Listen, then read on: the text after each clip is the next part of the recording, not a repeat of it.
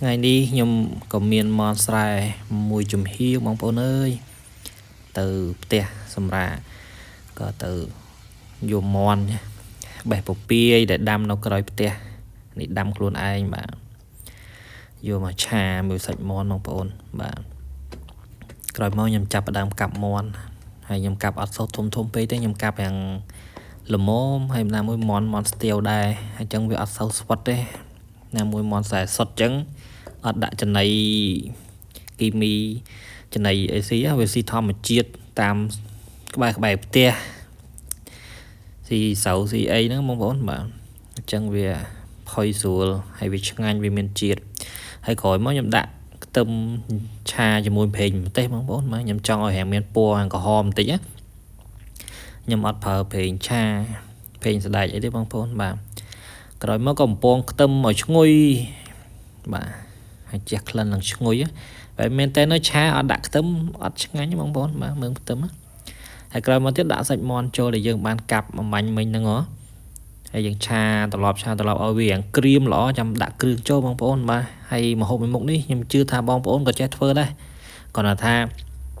มันមានពេលថតបង្ហាញខ្ញុំក៏ចេះថតបង្ហាញជូនបងប្អូនមើលទស្សនាទៅបាទ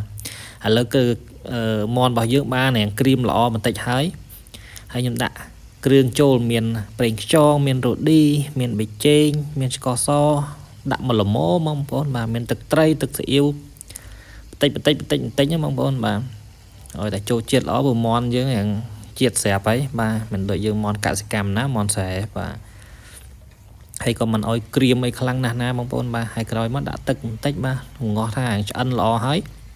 បានចាប់ដើមធ្វើការដាក់ពពាយយើងចូលណែពពាយហ្នឹងឆ្ងាញ់ណាស់បងប្អូនមានខួរក្តាម